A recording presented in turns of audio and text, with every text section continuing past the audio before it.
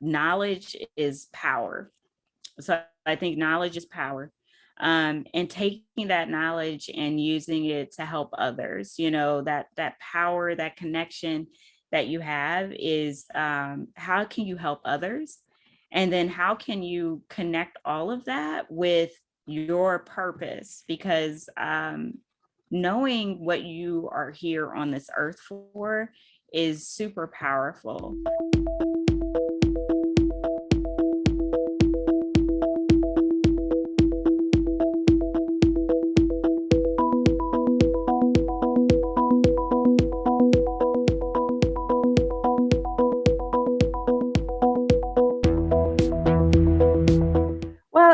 We're here in our channel, Join the Playful Revolution with Shehara Wooten. She's a financial life planner strategist based in Dallas in the US. And she has just created a book titled, In the Meantime, Own Your Financial Narrative. Yes. Own your financial narrative. I invited her to the channel because she's a creator, but she's also our new in-house Money Matters expert. And welcome to the show, Shehara. Thanks for coming at this time. You. Yes, thank you so much, Begonia. I really appreciate the invitation. Yes. Well, I have a few questions for you. I'm going to go straight in. Yes. The first one, you've been in the finance world for many, many years. What has been your motivation to write the book? And why the title, maybe? Yeah, so the motivation for writing the book is, like you said, I've been in the financial services industry for quite some time. I'm a career changer, so I'm an engineer by training. And back in 2004, I actually took that leap, changed careers. And then at some point, I started to work with individuals. So I moved from being more in the background, working with other financial advisors, to actually working with individuals back in 2009. So some of the things that I was starting, or the motivation for starting my career and changing careers, was for the simple fact that I really wanted to fill that gap that people have where we don't learn about finances in school.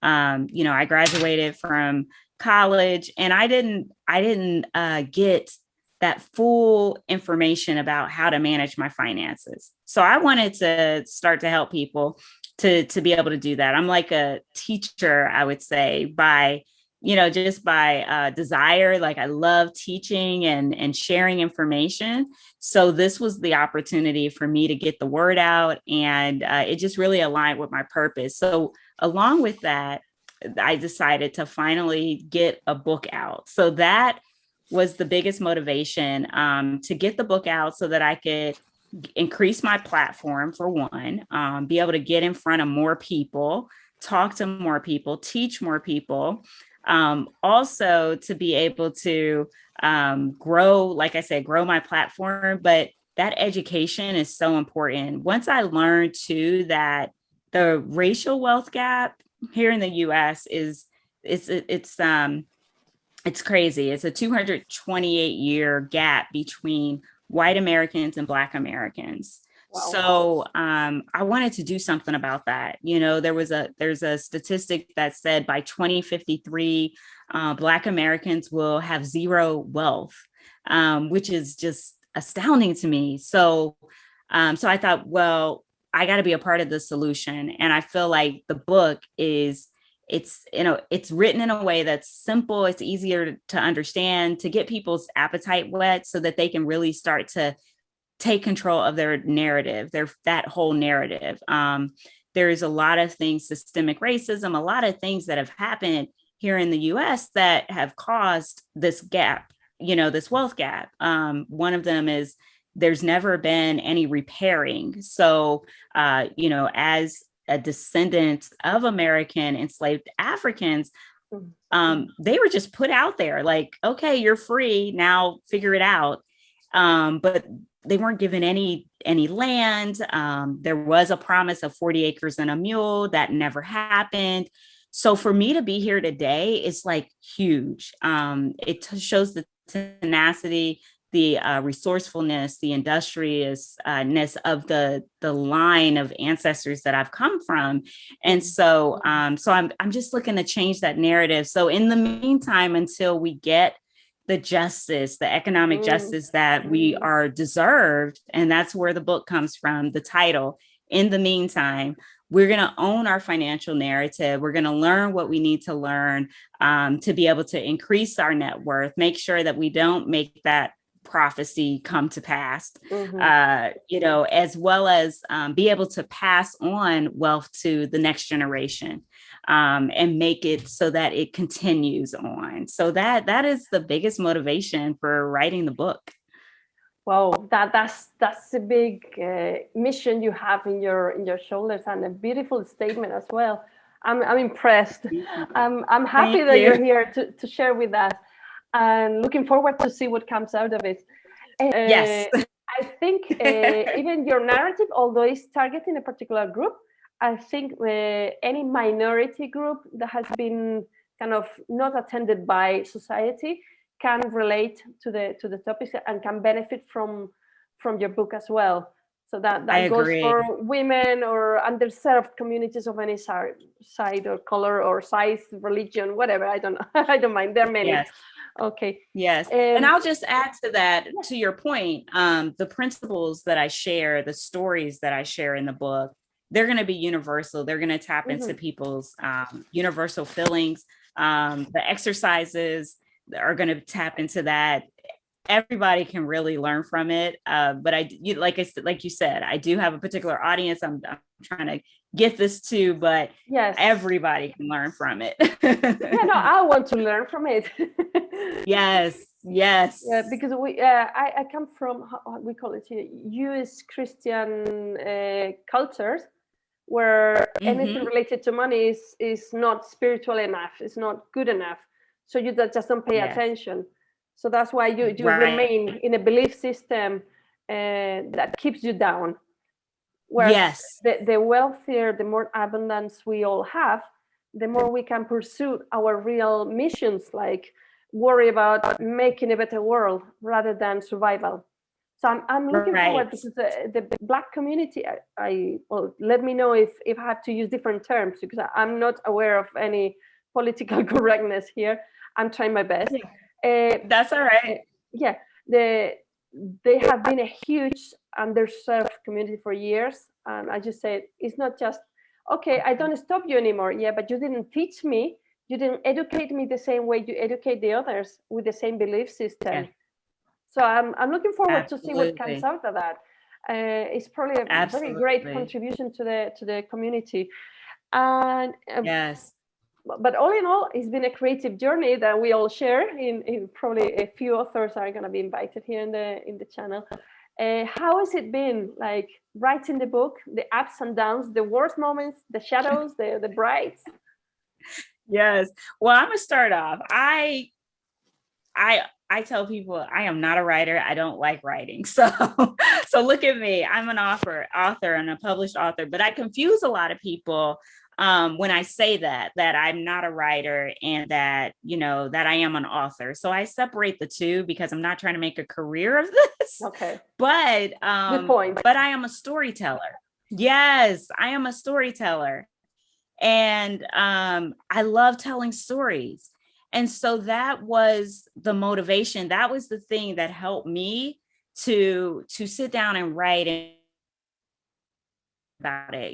The different prompts that we got in our author program, every week from Professor Custer were super helpful. But it was awesome because I was going to tell somebody's story. So I love telling stories. I talk to people in stories. I noticed, like, I was talking to someone earlier today and she mentioned, dating. I had a story to tell her. I was like, so such and such, she walked down the street and, but I had a whole story. So I realized that for me, to get through this process, I had to think of it as I'm telling stories because I love telling stories. Okay. I'm one of those that when I'm talking, if we're in person, I'm going to get up, I'm going to demonstrate, I'm going to move, I might act it out, I might change my voice. So it was nice to to be able to use Right. this as an opportunity to tell stories, and that's what really helped me get through it. Yeah, I can see. I can see how And you so made that was it super playful helpful. that way. You played with the whole process by Yes, making it about telling stories, which is your play activity. So it made it more fun absolutely. rather than a Yes, that was what I punishment, was gonna. like sit down and write. Yeah, I was like, oh my gosh, I gotta write. But I like telling stories. So I did have to make that mindset shift. And like you said, play with it, because Mhm. that made it a lot of fun for me. Now I will say the ups and downs you mentioned. So the ups, I enjoyed it. It was relaxing. I turned my music on. I have like worship music. I have a pianist. He's on YouTube that I tune into, turned his music on, and then I just start typing away, and then or just listening to the people that I interviewed and sharing their story and rewriting that. So that was a cool process. Then we had the whole process, as you know, of trying to get donors, people. We were doing crowdfunding to help support it. And that was really difficult too, right? Because we're reaching out to hundreds of people, like, buy my book, support me. And so there was some stressful times, right? But I just with that, when you say make it fun, or the things that you do, I I left voice notes for people. Again, I don't like to write, so let me leave a voice note. So that was what I started to do on on the various social media platforms. And then there was the process of the editing. And honestly, I don't know that I made it too fun. I probably could have done better at that, right? So Well, but I'm in the middle but of that. Not I fun. yeah, I don't know. I might have to take advice from you on how to make that fun, but I went No, through the no. process. Yeah, and it was like I felt like I was pulling my hair out. But what was nice is I had my marketing and revisions editor, and I would reach out to her and schedule meetings with her, and it was a time for me to just understand that I was on the right track, to get questions answered, and engage with someone else, Mhm. to have that Mhm. community It's very aspect. helpful. So I Yeah. think that was, yeah. So like I said, it had its ups and downs, and I can see why, they say that what 2% of people actually publish a book. Like you can write a book, but actually going through the process of publishing, for me, that was the hardest part. Like I haven't had children yet, but they say it's like birthing a baby, writing a book. So I can't wait till I get my book. I'm going to hold it like this. So Yes, like a pile of babies here. yes, Yeah, I'm well, gonna coo it. I mean, yeah. you're gonna love them as much. Probably, I have one son, so I probably neglect him for the baby, the younger baby, too Right? much. Yes. See, I Yeah, know. My husband was like, I get my wife back, so I know. Family suffers. Yes. yes. Now Yes. thinking about the creative types, as we are commenting, preparing for the interview, most creative types I know are either artistic or very kind of task oriented on their project. Whatever it is, they do DIY or whatever, problem solve, puzzles, whatever. But that's so fulfilling that they are not concerned enough about money matters. So, what advice Hmm. would our would you give them? Yes. Well, I think you have to tap into your why, your purpose. So you're creative, but we do need money. We have to have money to make things work. You don't have to have money. It's the love of money that is the root of all evil. So we don't have to love it, but it is a tool. So just like if you're a painter and you have your paint brushes and things like that, you're using those as tools to create something beautiful. So you need to utilize money or think of money the same way. You're not worshiping it, but it's a necessary thing to be able to take care of your goals, your plans, your desires, your dreams. We're going to need the money to do it. And it's just something that it's a mindset shift where you're going to have to start to, just really think of it as not so much, oh, I'm being selfish. I'm taking on these mindsets and things that, are going to just overrule someone else. But if you can look at money as a way to help people, the way that I wrote the book too, I have it in 4 sections. So the first section is to build. And so that's talking about building wealth. The second section is talking about living and, being able to, the spending and the saving, mostly spending focused is what I focus in. The save part, there's a save section as well as a give section. So money is a tool. It gives you the ability to be able to build wealth for the purpose of creating a legacy for generations to come, as well as protecting your wealth, as well as, like I said, giving. That's the last section. How do we give? If you don't have money, there's other ways to give, like time and resources and tools. But it's really important to be able to have the choice and option to give money if you want to, and support projects and causes that you really believe in. And so that is really important. And you can become your own philanthropist. And that's what we talk about even in the book. Well, that sounds, I was listening to you and thinking of how your project links to mine. I'll explain. My purpose is to increase global creativity so we can solve global problems, basically. So, but in order to be able to create, you need to have your needs covered. So people are not going to be thinking about clouds or how to build things here or there when they are looking for survival. So I need you to succeed with your project to get a whole crowd of people who are underachieving, under contributing to the world because they are surviving or even barely surviving. So if you do your job well, so that's why I'm happy to amplify your voice too. If you do your job well, you're gonna free many minds to be more creative because they'll have the time and the energy to be creative. In the meantime, they have to be creative to move from survival mode to abundance mode or something. I don't know, thriving mode. You really do. Wow. Yeah. And when you brought that up, I think about my parents. My parents grew up and they were poor. And I've had, my dad has told me I would prefer to have money than to not have money. I've been on both. He's like, I've been on both sides, having to wonder if I'm going to, eat, where we're going to get our food, how we're going to heat the house, how we're going to, the clothing, all of those things. I would prefer not to worry about that. And so that's what they did for us, my sisters and I, is made sure that those needs were taken care of. I grew up, we didn't worry about food or clothing or shelter, any of those things. So if you got to make sure you have those things in place. And so I think it's a very unselfish thing to be able to think past, I don't want all this, but I do need to make sure I have it for the people that's coming behind me.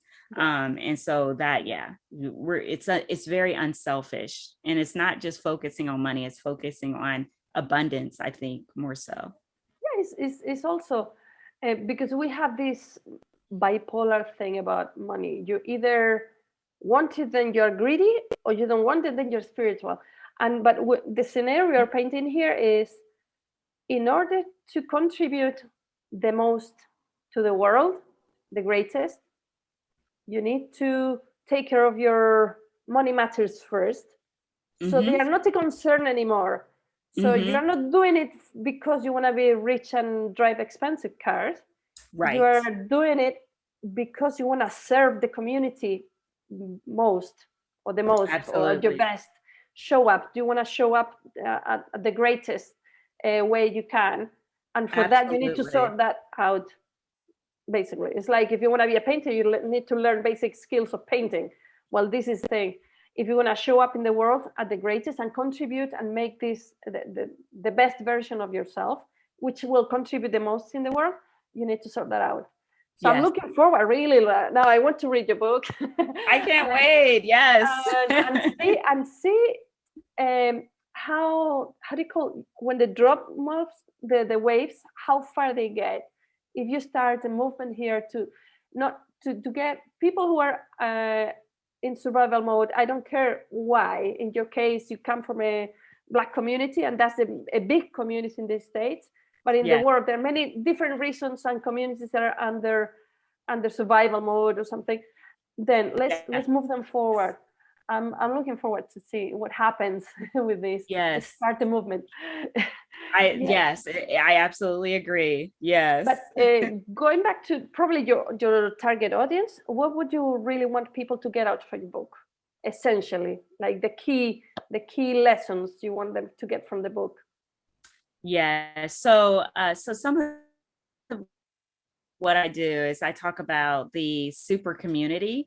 So I believe in the power of community, and I do believe that no one pulls themselves up by their own bootstraps. Whenever we look at people's success, they can always connect it to someone else. Someone else helped them. Someone gave them a chance. They were able to be mentored by somebody. And so in the book, I do have several interviews that I did with various entrepreneurs, mostly entrepreneurs, but I do have some corporate people as well. But basically what it is, it's a super community. So if you don't have a community to tap into, to motivate you, maybe your environment right now is just not the ideal environment. But I do believe your net worth is tied to your network.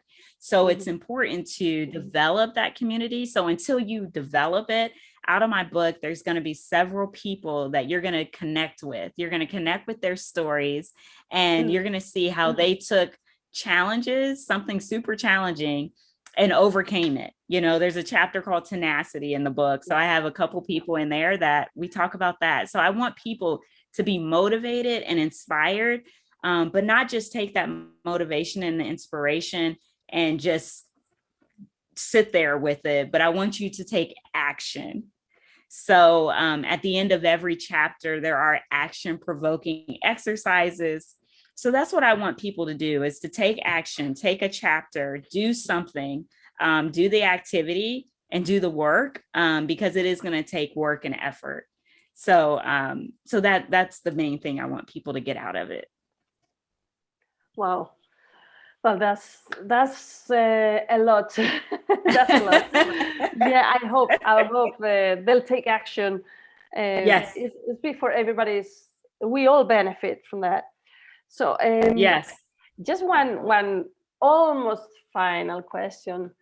Okay. All these exercises, I'm not sure if it takes too much discipline to get these money matters sorted out.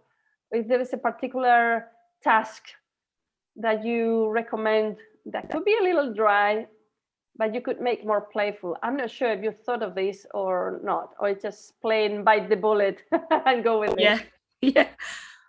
Well, I think, like I said, I'm really tapping into community, because it just seems like a lot of people, money is like the last thing a lot of times you want to think of, if that's not your area, right? It's just like, I don't want to talk about money. I don't want to deal with it.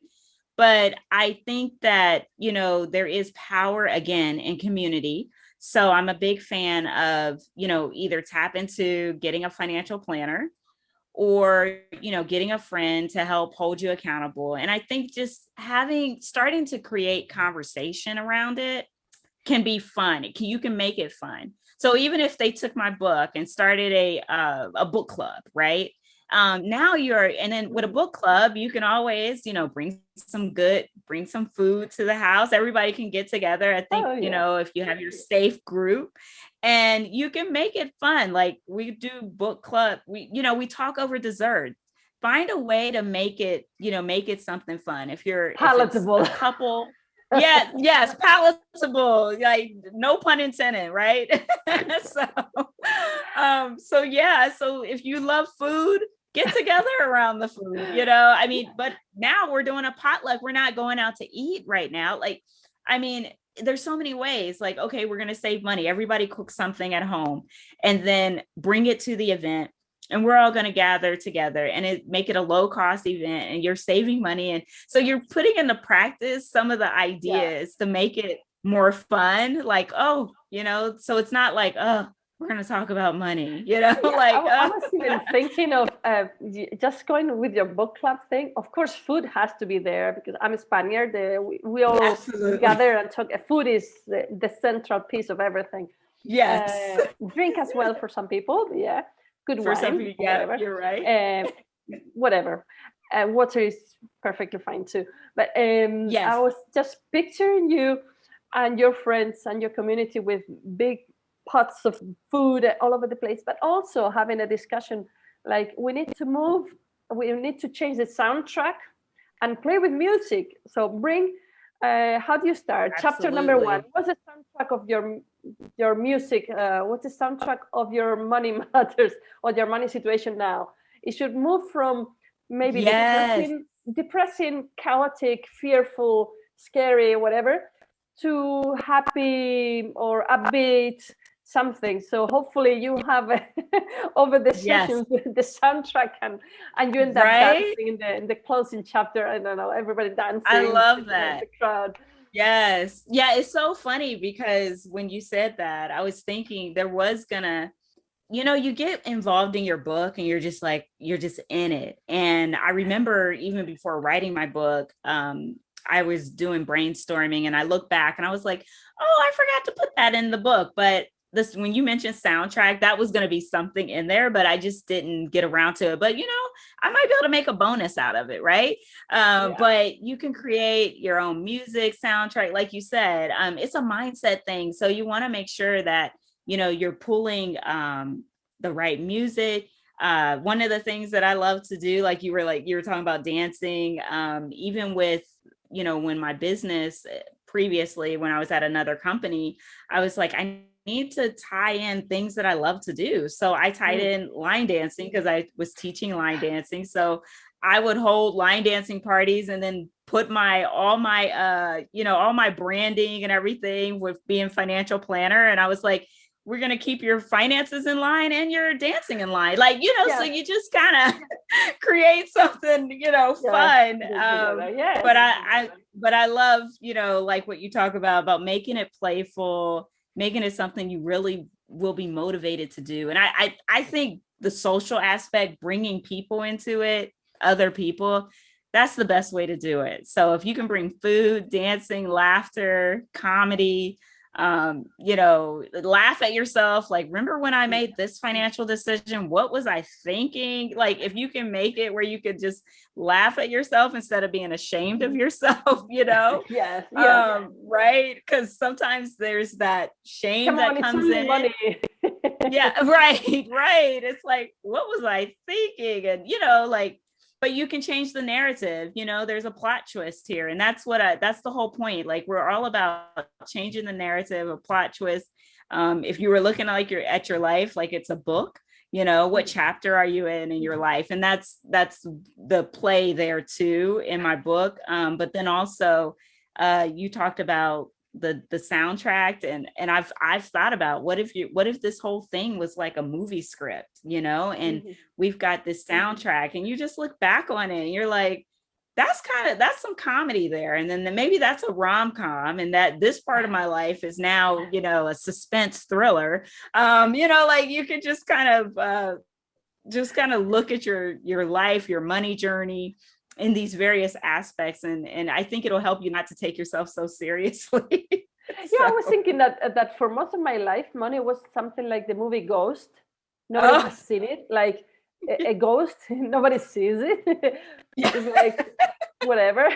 Right. But for many people, money is more like drama or horror movies. I know, right? It's like the horror drama. Yeah. We need to we need to find the comedy too. It's like, it's not the usual suspect, but yeah, we need to find the comedy into it. Absolutely. We got to find it. So we got to dig deeper to find that. Yes. And Yes. I love that analogy of being able to pull in the different aspects. Like, where's the comedy? Where's the thriller? Where's the drama? Where's the suspense? Like, yeah, there's so many things you can do with because that. when you're the movie director, you can step back and dissociate yourself from your history and be Yes. more loving towards the person that made the big mistakes, that make, just, you did the best you could at the time, like, but Yep. you are not the same person anymore. So be nice Absolutely. to yourself, to your past self or something. Yeah. Yes. And don't, yeah, with the information that you had, you made the best decision that you Yes. could. So Yeah, now definitely. tap into resources that can help you.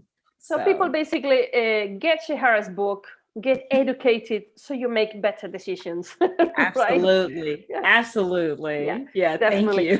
Thanks Yes. for going. Now, of course. Now the final question that I stole from Louise Holmes, from the School of Greatness. Let's finish up with the final time. What could be, if you want to leave the world tomorrow, and all you can leave behind is 2 or 3 key lessons for the world, or your future children, or your Yes. future books, children. Yes. Yes. Right. So yeah, that's a great question. Wow. So I think, there's a few things I would want to leave behind. And I do believe, knowledge is power. So I think knowledge is power. And taking that knowledge and using it to help others, that power, that connection that you have is, how can you help others? And then how can you connect all of that with your purpose? Because knowing what you are here on this earth for is super powerful. And I think that's part of that knowledge, so those are the biggest things, understanding that knowledge is power, understanding that, how to connect that with other people, and understanding, like, what is it that you're on this earth for.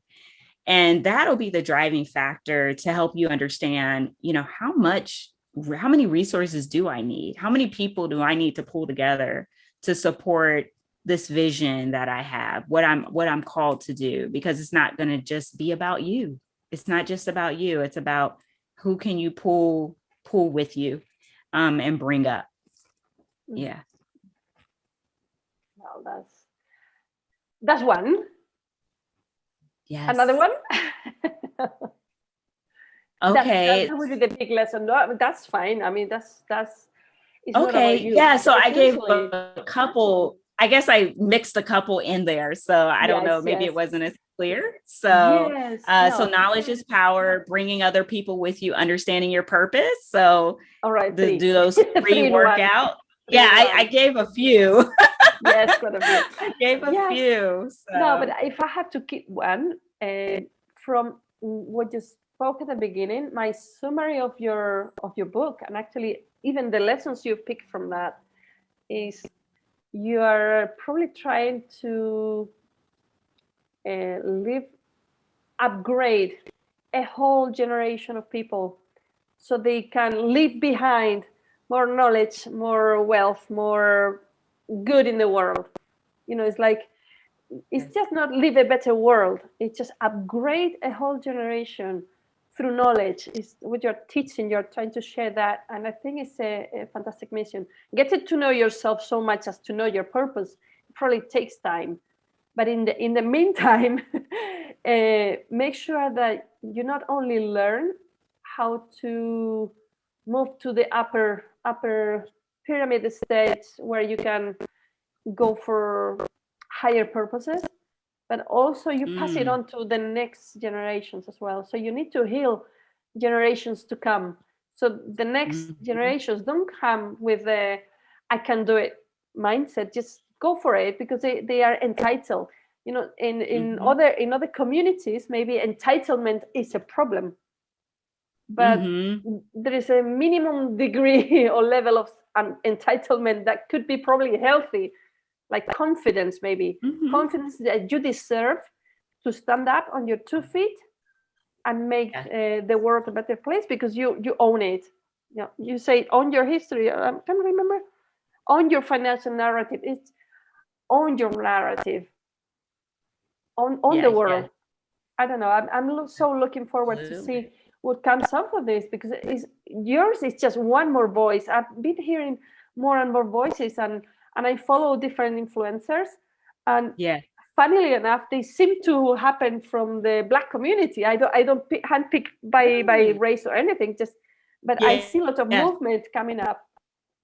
So Yeah, definitely. Yeah, I think it's so important.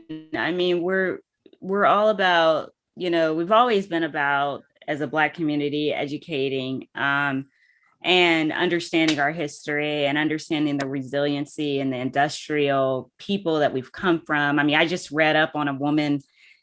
She was born in America in 1770 and passed away in 1906. And she lived across 3 generations.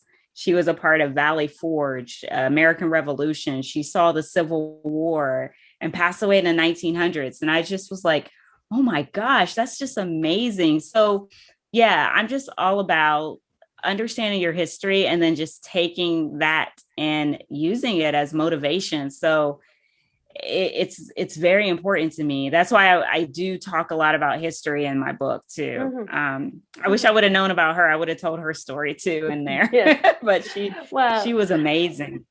I wish you all success to you and the whole community, which is beneficial for everyone, in fact, Yeah, and all absolutely. successes and well, all the best. I hope to get you back in some time later and have more discussions about more money matters for creative people here in the channel. I agree. Thank you so much, Begonia. I really Yeah. appreciate you giving me an opportunity to share.